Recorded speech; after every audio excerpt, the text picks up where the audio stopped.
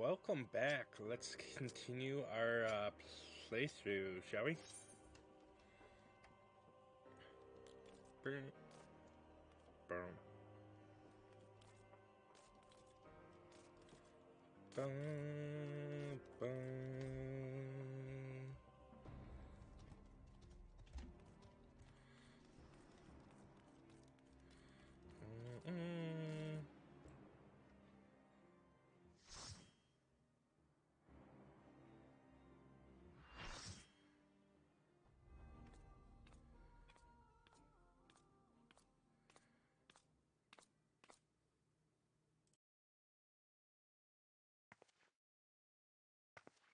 You should never have come here, warrior of light. I labor only to forge a lasting peace. A peace you would deny us out of ignorance and blind faith. No matter. If it is our fate to be at odds, then it is mine to strike you down. We whom gods and men have forsaken shall be the instruments of our own deliverance. Partake of my flesh. Fill this vessel with your light. Walk amongst your brothers and sisters once more. Oh, Saint Shiva, still the hatred within our hearts and bless us with eternal grace.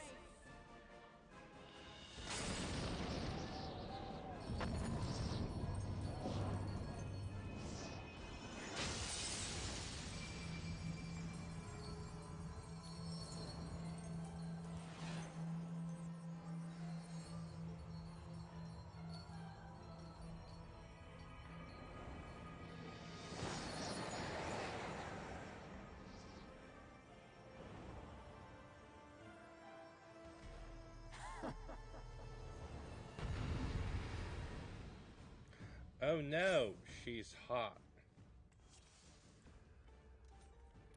Alright. Okay.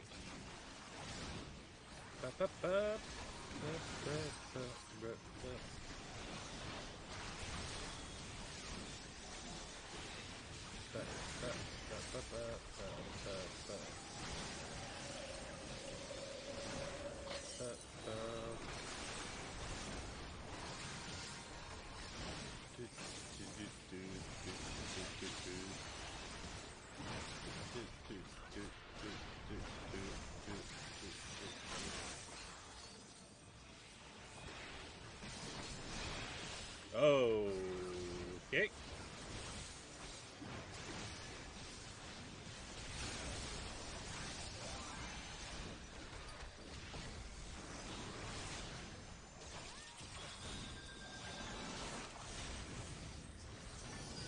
Let me just pull these bad boys.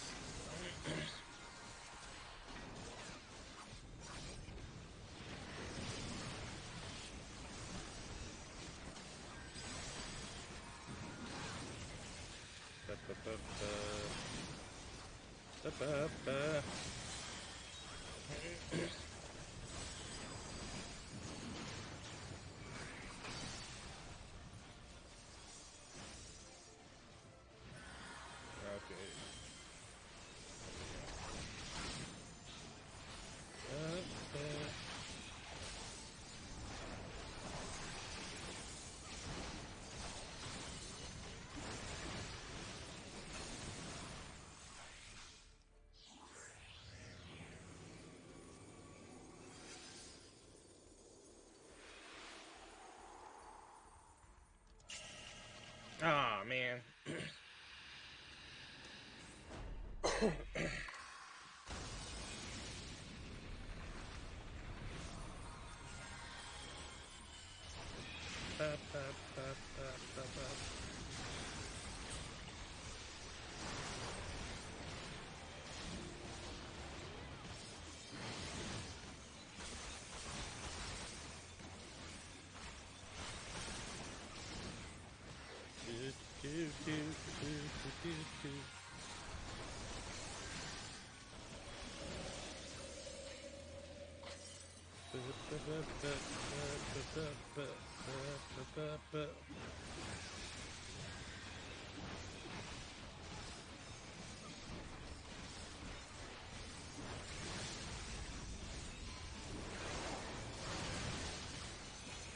All right.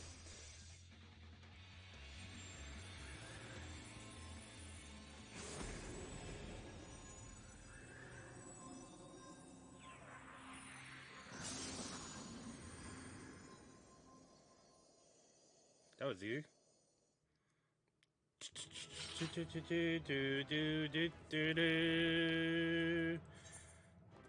I'll give you accommodation, and let me just.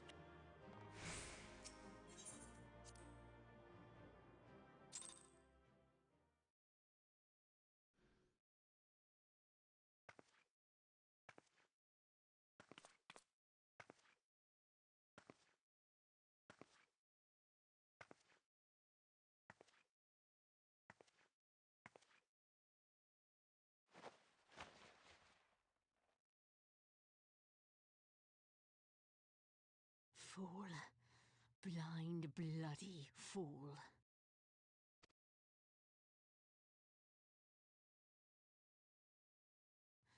You, of all people, should understand the suffering war begets. That no sacrifice is too great if it brings an end to the violence. Mine is the righteous cause.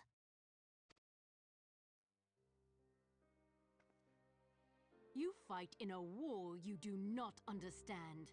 A pawn of liars and schemers.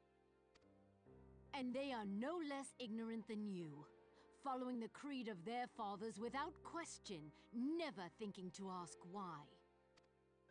Trapped in a delusion of their own creation, and blind to the truth.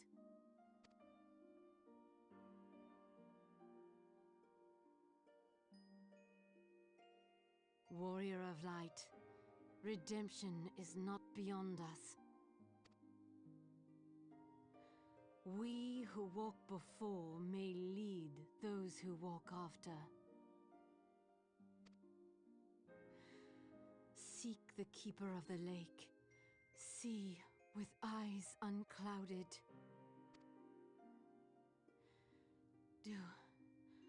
Do not squander Mother's gift.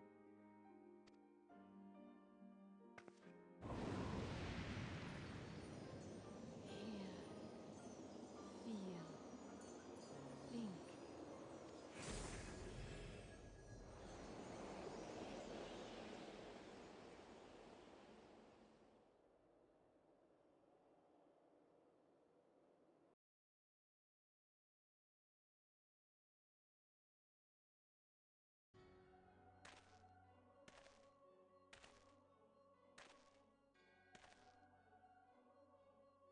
And so the vessel withdraws, a predictable outcome.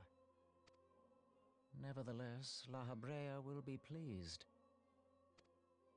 How unfortunate.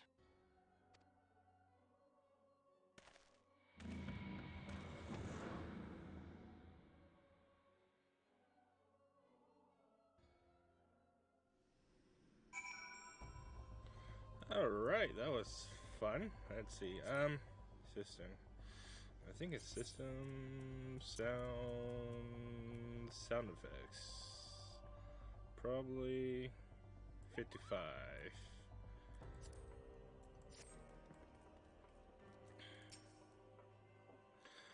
By the 12th, you're alive. I mean, of course you're alive. Why wouldn't you be? I started what? And you're certain about that? Are you? The Dravians are skilled with glamours after all. Look, if you say that's what you saw, I believe you. It's just that I've never heard of a primal being summoned like that before. Are you sure you're not injured? Head trauma has been known to cause hallucinations. You see, no, fair enough. I was only asking. ba, ba, ba, ba. If you ask me, there's not to be gained from mulling over the implications of your story in the freezing cold. Let's save it for the rising stone. Eh? I'll get everyone to meet us there. Uh, but before that, you had best pay a visit to White Brim Front and speak with Alfernad. He's probably worried sick about you. That or he's busy playing at politics with the Ishgardians. Either way, I'm sure he'll be delighted to see you hale and healthy. Speaking of which, you don't have a headache or anything, do you? No blurred vision? Oh, no reasons. See you again soon.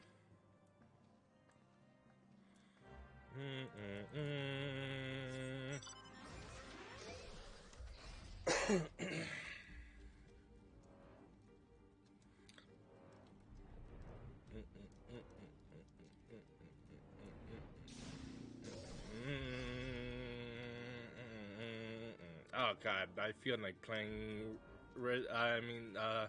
Final Fantasy VI again. The music's so good, so good. Okay.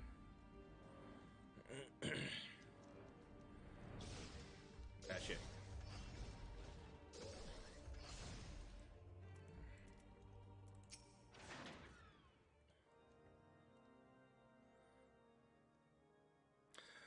There she is, and none the worse for fear. Worse for wear. Was there ever any doubt that the Warrior of Light would succeed? I think I speak for us when I say that I should like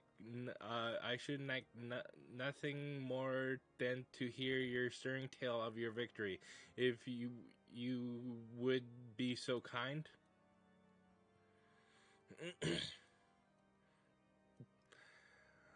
Then we were too late to prevent the summoning,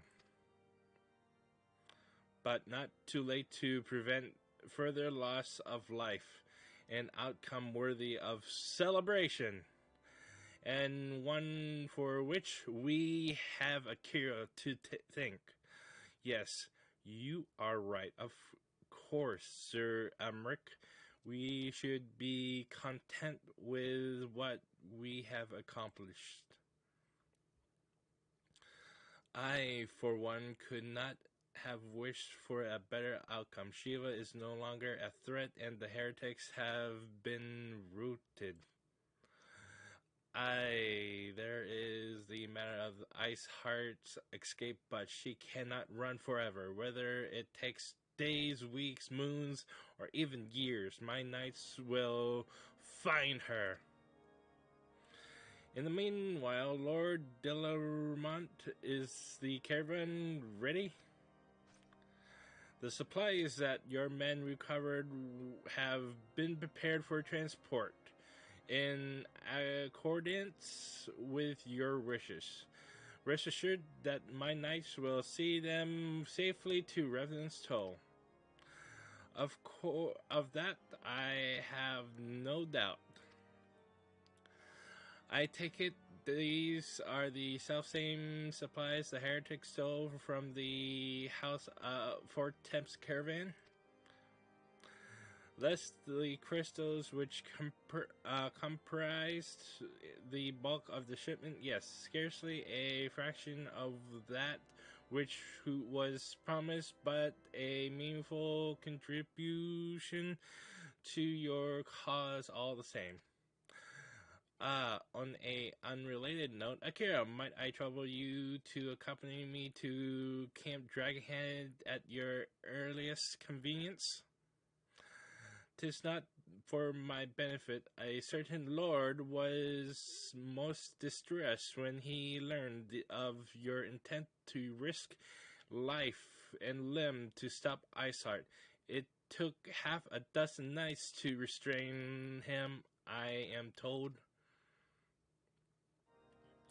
Men give vent to their anxieties in misread ways. Pray do not think less of him.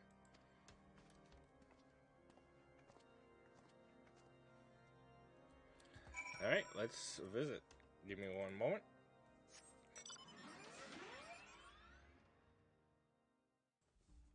Alright.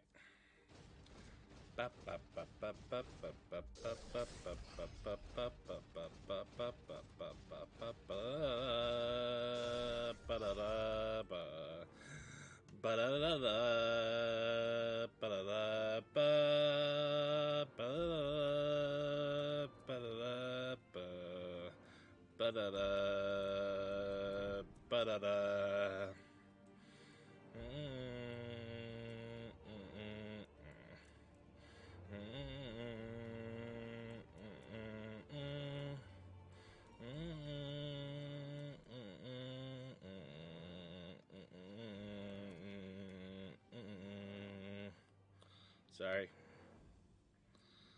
Just organizing these hot bars. There we go. I am freaking OCD about these hot bars, I swear to God.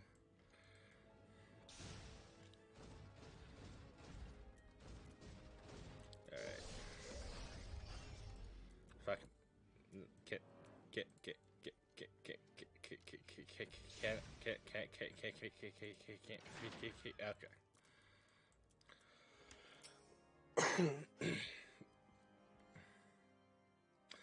What were you thinking, Akira? Wagering your very being on a dubious theory which might allow you to enter Iceheart's lair, knowing full well that she could have sufficed for warning to complete her ritual to summon Shiva anyway?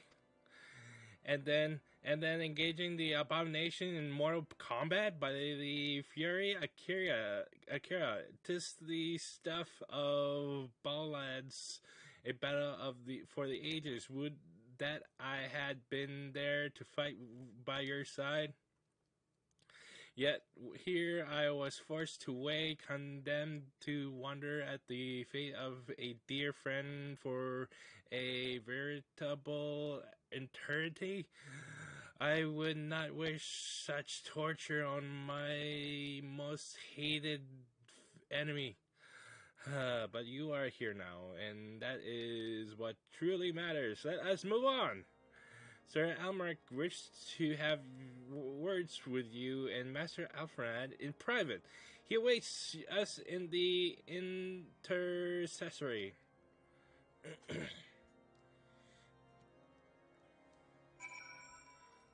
right.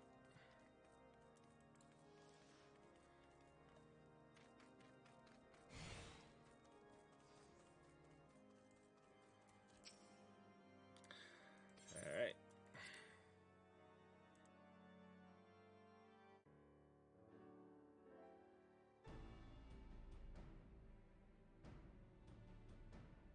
On behalf of the Holy See of Ishgard, allow me to express my deepest thanks. Never before have we been required to contend with a primal. Indeed, there were fears in some quarters that our knights might not be equal to the task. From what we have now learned of these beings, I can say with certainty that we would have lost a great many men had the Scions not intervened. Then the argument for preemptive action should be self-evident. Perchance now you will reconsider my proposal that Ishgard move against Natalan. Ere we first met, a similar proposal was tabled, but the Holy See decreed that we were to observe, and that military action should be taken only in self-defense. All things considered, it was not an unreasonable decision. Since the calamity, 2 vigils have fallen to the Horde, while Garuda has never shown any inclination to storm the gates of judgment. Which is why this unprecedented crisis and its resolution may prompt a change in policy. You who have faced these primals know well the threat they pose. Ishgard did not. Not until now. And there is naught like a brush with death to change a man's outlook. At the very least, this should silence any lingering objections to our arrangement with Revenant's Toll. The Holy See may even feel moved to grant us its formal endorsement. So far as it is possible, the Scions shall be compensated for their service. We should be grateful for any aid you can provide. As a gesture of good faith, I shall withdraw my previous request. Your people are doubtless needed elsewhere. That will not be necessary. We, too, have a vested interest in watching Dravania's movements. I see. Once more, I must thank you. Sir Emmerich, if I may, do you truly believe that Midgard-Zoma could return? The heavens are a window unto truth, but those who interpret their movements are not infallible. I requested your involvement as a precautionary measure. But of course, you sought an excuse to compensate us from the first, mindful of what would happen if Revenant's Toll were taken by your enemies. Ishgard is not wont to aid its neighbors, but that does not preclude it from manipulating them to serve its own interests. Choose your next words carefully.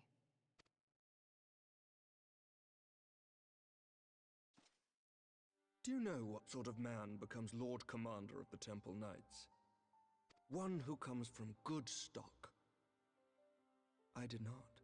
Yet here I am now. Why do you suppose that is? Because I swiftly learned to tell the difference between words, deeds, and beliefs. You are correct, Master Leveilleur. Ishgard desires to see Revenant's Toll flourish, as it would present a troublesome obstacle to our enemies from the south. We are so glad to be of use to you. As we are to you. Ours is a mutually beneficial arrangement, lest we forget, one born of necessity. The dragons grow more restless by the day, and the heretics harry us nigh without cease. We have contended with such troubles for centuries, but there are limits to even our endurance. Yet as a pauper is loath to part with his meager possessions, the leaders of Ishgard are not wont to render up their trust to outsiders. But with perseverance on our part, they may yet be made to see the light. Nevertheless, one must take care when walking the road less traveled. Wise words, Sir Emmerich. I shall make a point to remember them. I must apologize for my earlier outburst. I hope it will not sour our good relations. Not at all. You but spoke from the heart. I trust you understand that at times my duties may prevent me from meeting with you. On such occasions, my second-in-command will speak for me. Lucia, at your service. Pray excuse our reticence. We are but wary of speaking too freely, lest our sentiments be made known to our enemies. Know that the Lord Commander and I are of one mind. For the sake of Ishgard, and of Eorzea at large, I pray our peoples can put aside their differences. Those who dwell in the past risk losing sight of their future. Should aught befall one of our shipments, pray inform Lucia immediately. You may also relay to her any words you might have for me alone. Not being of Ishgardian birth, she owes no allegiance to any noble house, making her as near to incorruptible as one can find in my homeland. Suffice it to say, I trust her completely, and so may you. Which reminds me, Lord Orchefort, if you would be so kind? Certainly.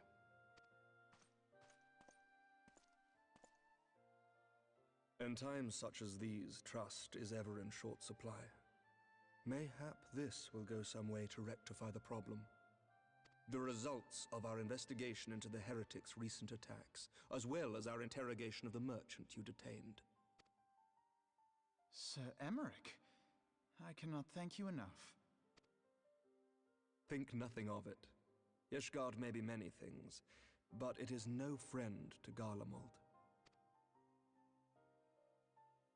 Did I not tell you to have faith, my friend?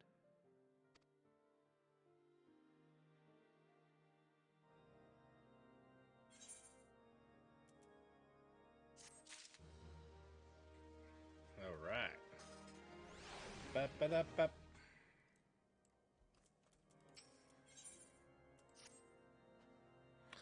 It would seem we have much to discuss with our friends at the Rising Stones. If what you say is true, Iceheart's methods of summoning Shiva defies all precedent. It's necessitates a complete reappraisal of the primal threat and of our approach to combating it. Moreover, there are grave ramifications if word of these incident reaches Imperial ears. The Garlean Empire believes that the primals are an insufferable menace, that they're the Garlean, okay, my brain's the Garlean Empire believes that the primals are in the insufferable menace, that their mere existence is a threat to this very star. As such, they deem any action taken against the beast tribes to be justified by default. Imagine then if it became known that it was not only the beast tribes of Eorzea that could summon primals, but her civilized peoples as well. Any lingering objections to the Eorzean campaign would vanish overnight. Where before we had to contend with a single Imperial Legion, we could well find ourselves facing the combined might of all Garlemald. But I speak unadvised. Come, Akira, it is better that we continue this conversation in Mordona. Okay.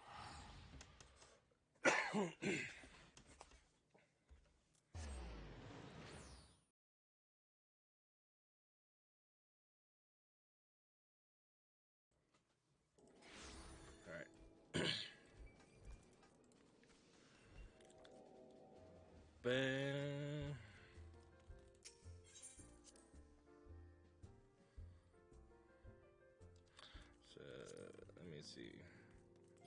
Gen system okay.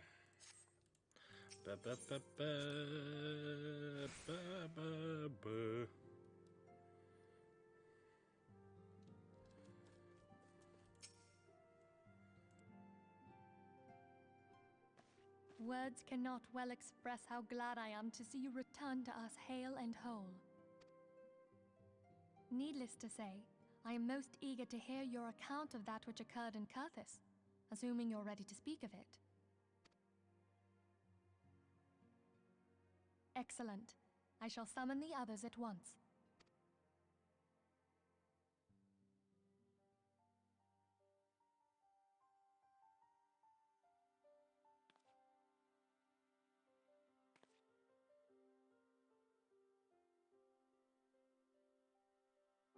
Iceheart used her own body as a vessel for a primal soul? Master Louisoix's writings make no mention of such a possibility. Can we be certain this entity was a primal? As certain as we can be that good King Mogulmog XII was a primal, I should think. Both were ostensibly summoned. Let's not quibble over definitions. Of more concern is the implication that Iceheart retained her will, even after she was possessed. We are talking about a mortal, wielding the power of a primal. It can't possibly be that easy, can it? There must be some sort of sacrifice required. Or maybe she's just special? What qualities this woman possesseth, I know not, but full sure am I that she was groomed for this role. Few are privy to the secrets of summoning, and but a single party standeth to profit from their dissemination. Well, I wouldn't presume to comment on how the lass came to know about summoning, but I will say that what she summoned was a primal. The readings were the same, or near as damn it. Strange as it all sounds, it's really no different from what you've faced before. Then mayhap it is time that we re-examined our previous encounters. Pack your things, Ida. We're going back to Gridania. Yes, sir. About Iceheart's final words to you. Hear, feel, think. Hydaelyn speaks to her as well. If Iceheart is blessed with the power of the Echo, she will doubtless have used it to further her goals. Or could it be that it was a revelation granted her by the Echo which first set her on this path? She did say that the Ishgardians were blind to the truth. Do you think she has knowledge of the origins of the Ishgardian-Dravanian War? It would do much to explain her unwavering conviction. Did not the Lady Iceheart implore thee to seek the Keeper of the Lake? And did she not imply that in so doing thou wouldst come to see with eyes unclouded? Midgard-Zoma was a king amongst kings who reigned for centuries on end. But he is dead and his wisdom lost to the ages. Unless the Ishgardians' fears are well-founded, it would seem we have yet another reason to stand watch over the Keeper of the Lake. For a mercy, we are well positioned to do so. Iceheart, Shiva, Ascians, and Midgard-Zoma. I shudder to think how they're all connected.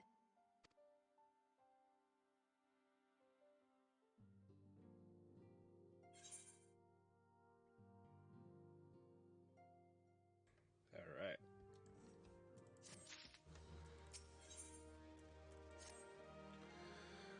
I mean to scur the annals for knowledge for Midgard-Zorma. Given this his great age, I dare say he appears in more than a few. Do you hear that? The commotion outside? Would you see if aught is amiss?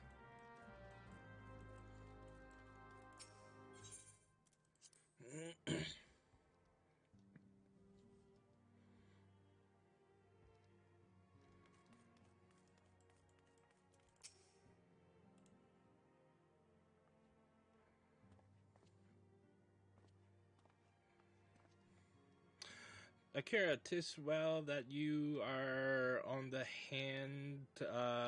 We have a problem. Rolene has escaped. It happened shortly after the mortal flames took her into custody. She had been placed in a dungeon cell ahead of her coming trial, but apparently the accommodation was not to her liking. The turnkey was found slain along with 2 guards. 'Tis plain she received inside help. Citizens reporting seeing Rolene quitting the city via the gate of Nald with a bloodied spear in her hand. She came to Kest Myrdinium. I am certain of it. With her fate in Erosia as good as sealed, what recourse has she but to flee to her imperial masters? Even as we speak, Captain Elbert and the first are hot upon Rolene's heels. Pray make haste to Camp Blue Frog and join the hunt. Okay.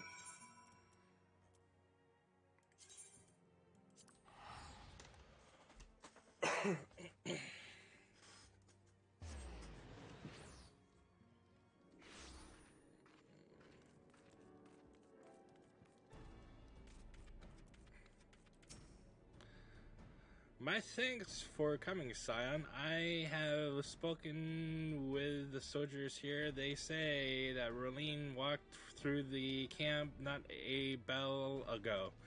Hey, she walked right through. You did not misheard. We have Reborn's decision to keep the matter secret to that. Think for that. Bad for moral, he said. As a result, not a single flame in the garrison made any attempt to detain her, and so here we are. Rolene must not be allowed to reach Castrum Meridianum.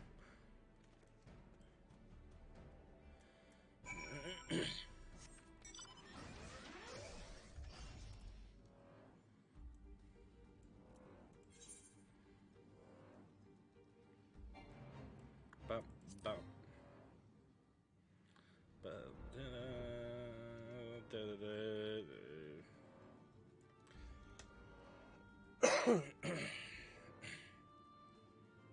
Give me one moment.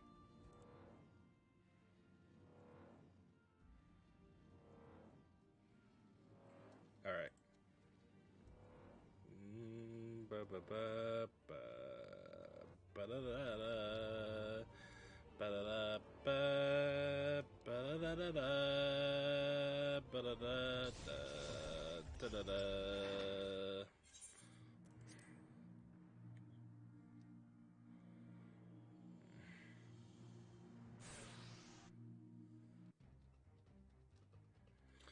This wrench was with Rolene. He threw himself at us and that his mistress might escape.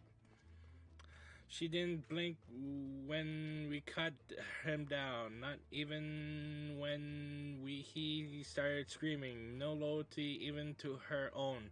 The goddamn harpy. Pfft. With me, Scion, we almost have her.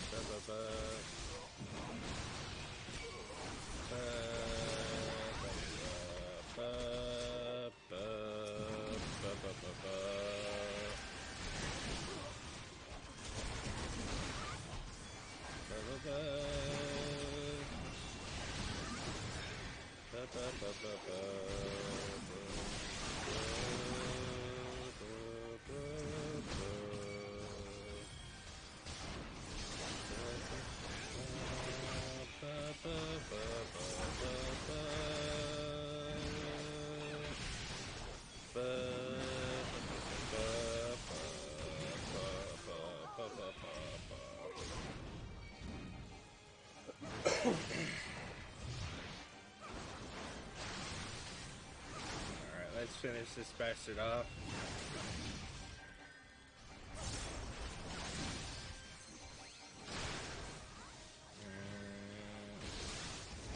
Okay, I don't know you that.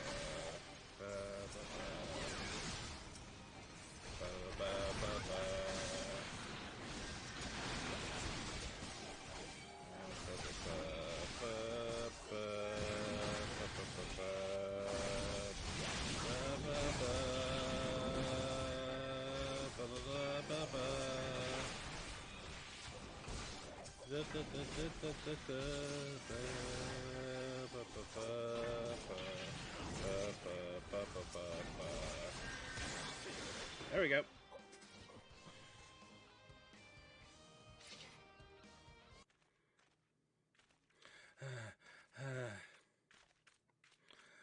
Bind her and do it tight.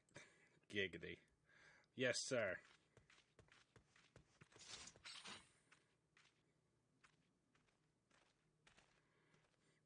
Good work, men.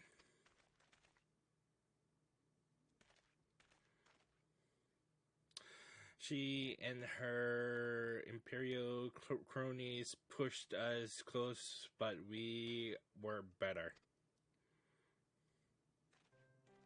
Behold, a respected officer of the Immortal Flames. People looked up to you as one of the Order's founding members, one of its pillars. It saddens me to see you fallen so low. What would you know of low, a spoiled little lordling who has never known any want? People such as you take wealth and birth for granted. You think it your God's given right to rule over others?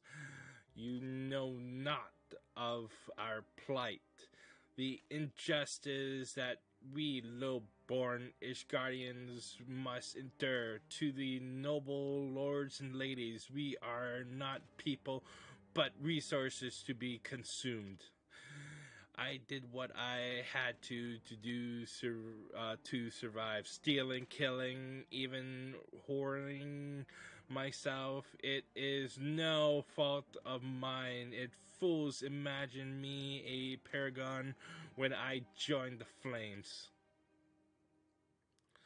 To hear you tell it, one would think you are the only person ever to have suffered. In case you have forgotten, Reborn himself was born into poverty, as was I. We lived hand to mouth with little more than the shirts on our backs. Hunger was our constant companion.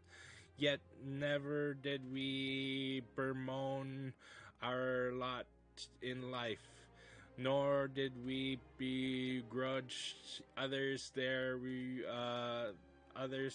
fortunes. We accepted the hand that we had been dealt, and played it to the best of our ability. Life was a battle, but no matter what fate threw at us, we took it on the chin and came back for more. Everything we have, we fought for. How are we any different then? 'Tis true that we were both mercenaries of lowly birth, and 'tis true that we both had our fair share of struggles. But where's I sold my sword, you marshal, you sold your comrades.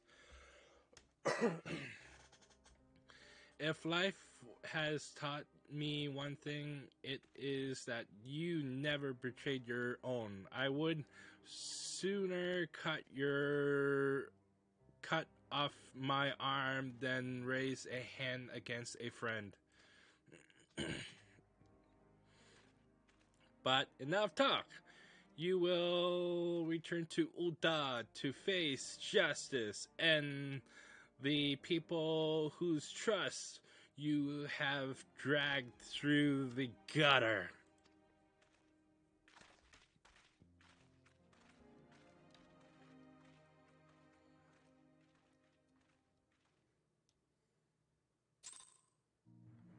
Alright.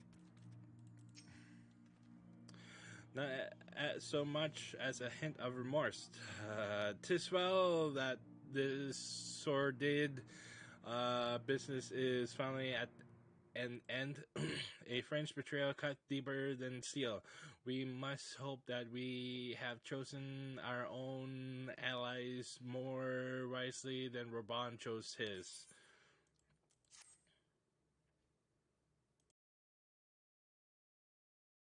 I've heard. Truly bothersome business. No, I do not foresee a problem on that front. The main concern is Reborn. There is no telling what the brute might do. Have the Blades watch him in the flames day and night. You may leave the Sultana to me. I shall personally attend her grace.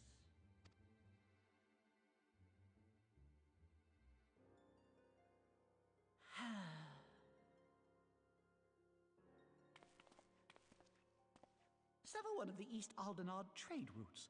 That ought to keep Lolorito occupied for a while.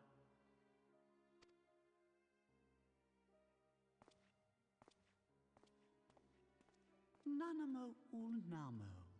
For my sake, pray be a good little Sultana to the last.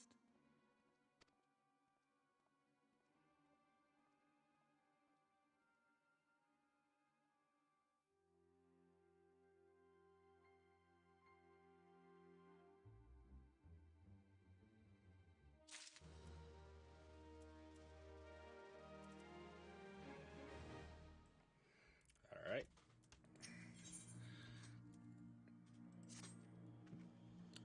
Captain Albert and I have a few questions for the Flame Marshal regarding the circumstances of her miraculous escape. When we have completed our interrogations, we shall take our findings directly to General Reborn, and that shall be the end of it. Your work here is done, my friend. My thanks. But I have one last task for you. Return to the Rising Stones and apprise Minfilia of all that has happened. I am aware that the antecedent held Rolene in high regards, for better or worse. She will want to know how this tale ends. Let's return to more Donut.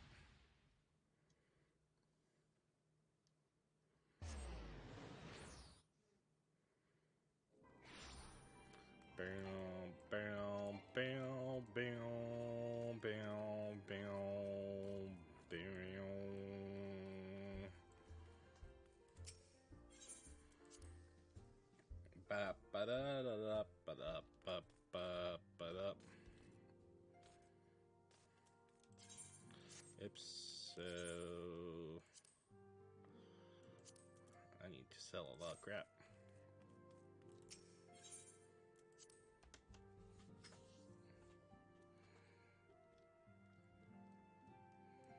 All right, let's continue, shall we?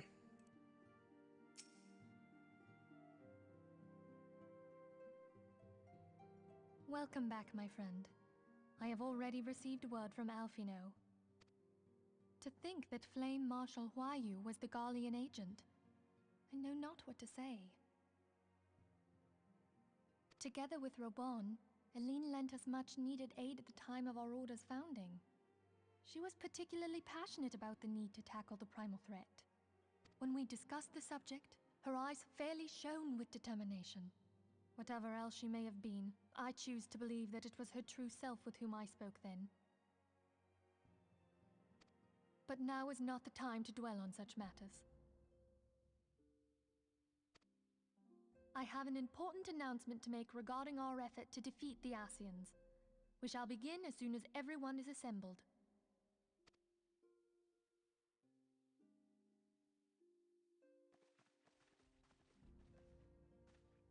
My thanks for coming, friends.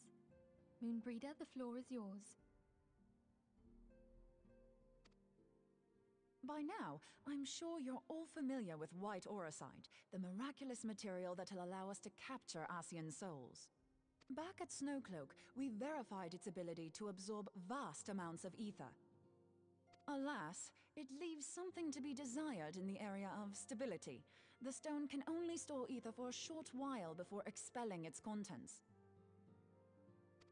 In addition to Orosite's inherent limitations, we must needs be wary of our enemy's strength.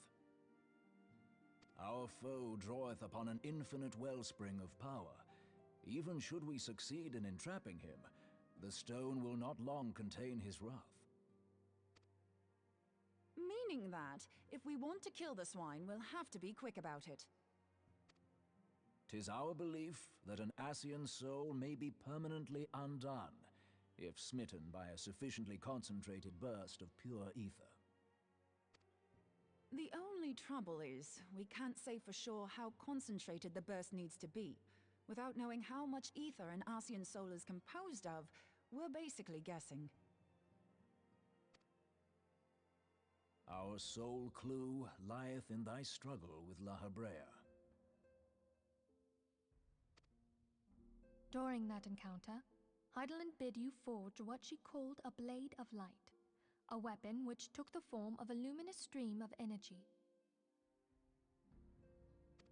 Based on your description, we believe the blade with which you vanquished your foe was composed of ether. Admittedly, your victory proved ephemeral, as La Habrea was able to use a crystal of darkness to flee into the space that lies between our world and the void. The fact remains, however, that Heidelin placed the means to destroy the Ascians in your hands. Be that as it may, it would be unwise to assume that she will do the same when we next encounter such a foe. Quite so, my lady. We must needs find the means to forge our own blade of ether, one to equal that which Heidelin did benevolently bestow upon her champion. That is all well and good, but it seems to me that producing such a blade will require a prodigious quantity of ether. Whence will it come, pray tell? Oh, what if we had two pieces of white orosite? One to trap the Ascian, and the other to store the ether for the blade. Oh, nice try. But it's as I said, the stone won't hold ether for any length of time. We'd still need to collect the stuff there and then, sorry to say. And therein lies the rub. Finding a way to create the blade whenever and wherever we choose. 'Twould seem more research is in order. I'm going to linger a while, perform a few more tests on the Orosite. And I could do with some help. Urianger, why don't you lend me a hand? Mine apologies, but I am required at the Waking Sands. Lady Minfilia hath given me sole charge of the premises. 'Twould be unseemly to leave them unattended. Sole charge, you say? So you're basically alone there, then? Well, that settles it. I'll just have to come to you.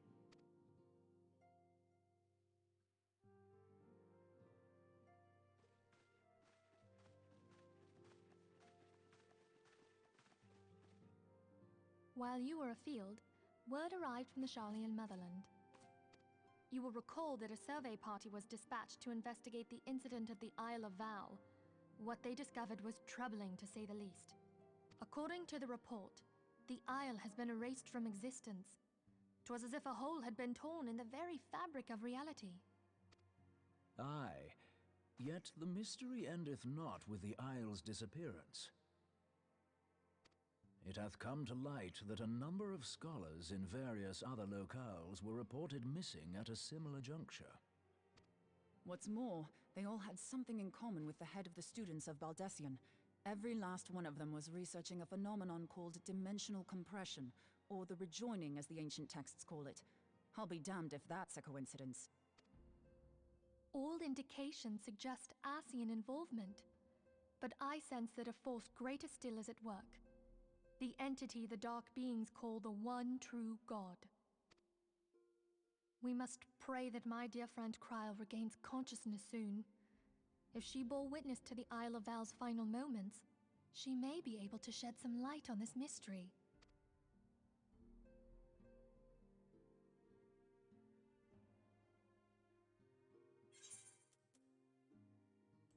Okay.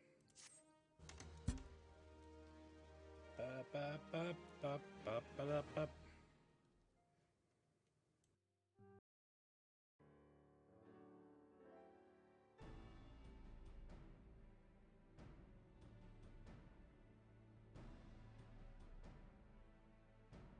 Following the calamity, the forces of the 14th Imperial Legion entrenched themselves in strategic locations across Eorzea. So swiftly did they accomplish this, it was suspected that they had received help. To think that it came from Huayu, my right hand. There is more. We have reason to believe that Huayu didn't deal exclusively with the 14th. She also answered to a higher authority in Garlemald. But this higher authority could not have been the Emperor. By consenting to the media project, Solus Zos Galvus showed himself to be more concerned about preventing the spread of primal influence than claiming Eorzea for the Empire. He would happily have seen the lot reduced to ash.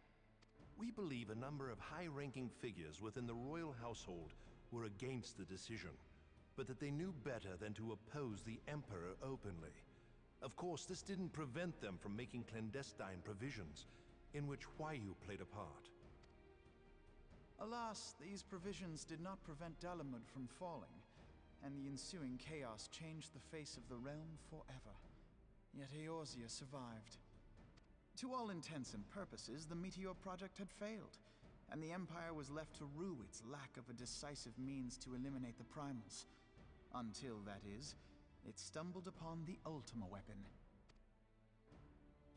Even before the accursed thing was dug up, it seemed to me the 14th had the might to overwhelm our weakened armies. Yet they chose to hide behind their walls. Why? The Black Wolf was wary of making the denizens of Eorzea desperate, lest more primals emerge to bleed the land. The discovery of the Ultima weapon, however, emboldened him to resume his war of conquest in earnest. But there was one in Garlemald who believed that Van Belsar's actions were premature. One who stood higher in the Imperial Army's chain of command. He ordered the Legatus to halt his advance, only to find that the Black Wolf had slipped its leash, and that the 14th now acted alone. In a bid to bring Van Belsar to heel, he used the agent he had planted in Ul'dah prior to the calamity to undermine the Legion's efforts. A man who outranks Van Belsar, yet opposed the late Emperor's decision to annihilate Eorzea. This could only be the former High Legatus of the Garlean army, now known as Emperor Varus Zos Galvus. So he was Huayu's true master.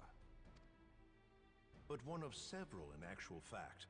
We've learned that even as Huayu served the Empire's interests, she sold Imperial secrets to a certain faction in Eorzea. In so doing, she helped to maintain the status quo, thus prolonging the conflict. Considering who stands to profit from war, it isn't hard to imagine who her other masters were. Seven hells! You mean to say that she was a double agent? Triple, if you consider her services to Van Belsar and the new Emperor as separate.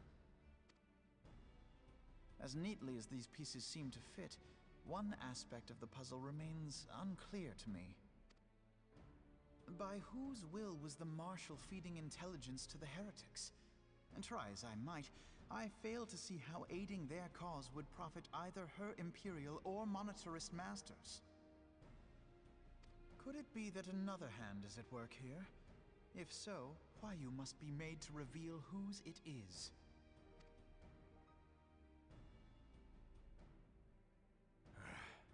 Not only have I lost a trusted friend, now I must interrogate her as a stranger. Not a pleasant task, I grant you, but a necessary one. Unless we weed out the ivy, root, stalk, and stem, it will simply grow back. I know that full well. Those closest to Huayu have already been detained, and I will question them alongside her. General, pray keep in mind that there may be unwitting abettors among them. All will be treated fairly. On that you have my word. Those who are innocent have no cause to fear. You have ever been a friend of truth, General. I hope the unpleasant task of weeding out falsehood will not detain you too long. Though it be for the sake of Eorzea, doubting one's comrades is poison to the soul. And with that, I take my leave.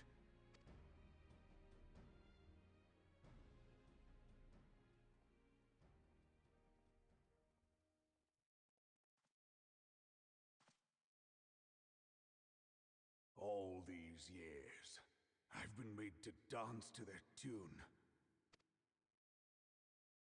How could you, Huayu? How could you side with them? Those cankers who take from this land and give naught in return, who use their power to disempower and grow fat while the people starve. I know you can hear me, monitorous scum! Your crimes will not go unpunished! One day I will purge this land of your sickness! Before the eyes of the 12, I swear it!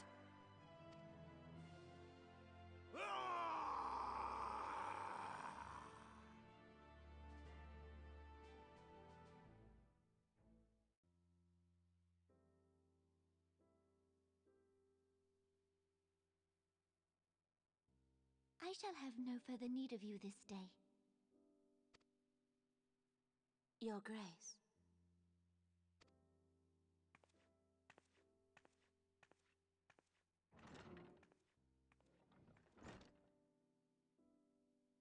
I fear that not even mine own chambers shall remain private for long. Has the situation grown so grim?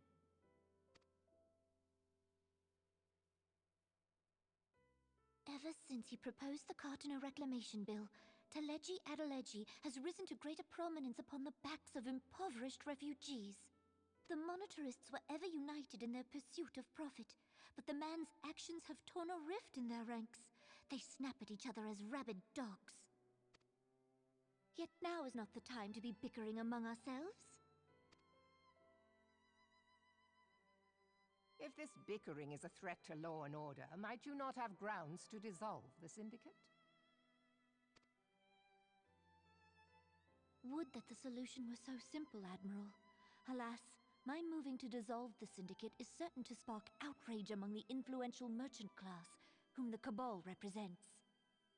This would serve to exacerbate the current unrest, and peace would slip still further away. Be they rich or poor, natives or refugees, all who reside in Ul'dah have a right to pursue happiness. It is the duty of a ruler to protect this right. If I am to perform my duty, I must needs tread warily. It would not do to make enemies heedlessly. Were Lord Lolorito here, he would doubtless say that I have my head in the clouds. A ruler is required to take a wide view. Try as we might to cater to all needs, some will inevitably be overlooked. As such, there shall ever be citizens who feel aggrieved. It cannot be helped. But as you have informed us, the monetarists take no view but their own. They hunger for power while the masses starve. In the absence of a common cause, it seems beyond any one individual to make Ul'dah whole. And the presence of a Garlean agent within the Immortal Flames only makes matters worse. Even accounting for Uldah's historic reliance upon mercenaries, such a grievous breach of security is unprecedented. I fear this business will provide the monetarists with a rod to beat Rauban.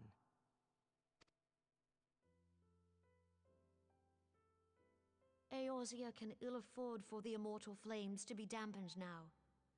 Ere long, the Garleans will turn their ravenous gaze toward our lands once more. If we are to resist their might, our nations must stand together. Yet for this to happen, our nations must be whole. Cannot be done to improve the situation in Ul'dah.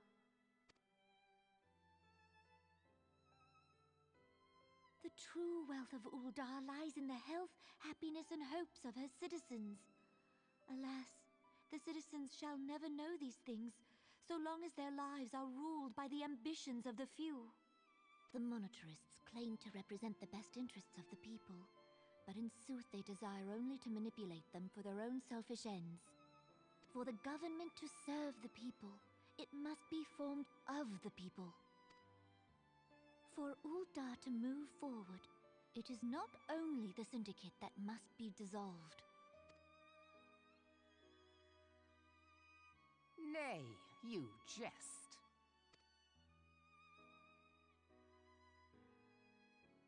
My friends, it was for no other reason than to make known to you mine intent that I requested your presence here. When I make my declaration to the people, chaos shall inevitably ensue. As the last monarch in the line of Ul, I make unto you this request. Help Reborn to preserve order and protect the people. Forsake them, and you forsake yourselves. For a strong Eorzea will ever have need of a strong Uldar.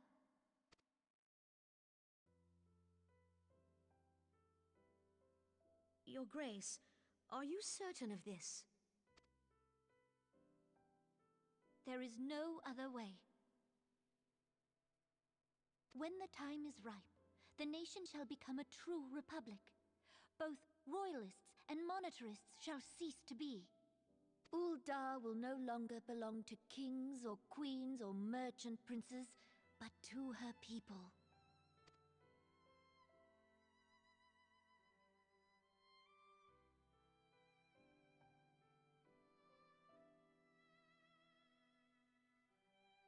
Reborn, forgive me for casting aside all that you have toiled for in my name. Beyond this gesture, I am powerless to help my subjects.